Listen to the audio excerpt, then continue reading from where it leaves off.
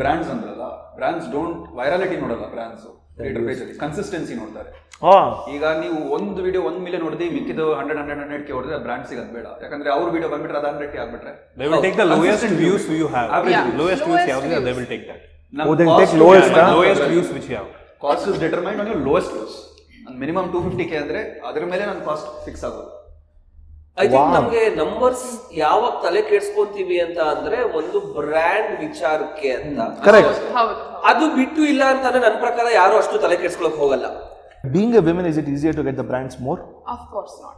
Social media nalli I mean it's pretty obvious there are a lot of women on social media. Yes. Yeah. I don't think brand female ge male ಅಂತ I don't think ಕೆಲವೊಂದು ವಿಚಾರಕ್ಕೆ ಅವ್ರಿಗೆ ಹೋಗ್ಬೋದು. ಹುಡುಗಿಗೆ ಇವಾಗ ನಾನು ಕೆಲವೊಂದು product ನಾನು ಎಂಡೋರ್ಸ್ ನಾನು ಮಾಡೋದಕ್ಕಾಗಲ್ಲ. Yeah, if it's a beauty products, sanitary pads, whatever. Obviously ನನಗೊಂದು ಸ್ಯಾನಿಟರಿ ಪ್ಯಾಡ್ ಕ್ಯಾಂಪೇನ್ ಬಂತು, ನಾನು ಮಾಡ್ತೀನಿ ಅಂದೆ, but later they back of ಯಾಕೆ ಗೊತ್ತಿಲ್ಲ. But yeah, there are a lot of men also doing beauty products with brands because they're like, this is what I want to gift my girlfriend. ಇದು ನನ್ನ girlfriend ನಾನು ಇವತ್ತು gift ಮಾಡ್ತಾ ಇದೀನಿ. How do you integrate? ಹೆಂಗೆ ಅದನ್ನ integrate ಮಾಡ್ತೀರಾ ಅನ್ನೋದ್ರ ಮೇಲೆ. For you can integrate. for me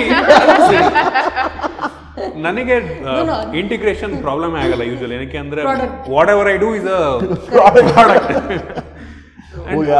ಇದೇ ರೀತಿ ಇನ್ನಷ್ಟು ವಿಷಯಗಳನ್ನ ತಿಳ್ಕೋಬೇಕು ಅಂತಂದ್ರೆ ಗೋಲ್ಡ್ ಕ್ಲಾಸ್ ವಿತ್ ಮಯೂರ ಅಂತ ಮೇನ್ ಚಾನಲ್ ಇದೆ, ಅಲ್ಲಿ ಹೋಗಿ ಪೂರಾ ವಿಡಿಯೋನ ನೀವು ನೋಡಬಹುದು.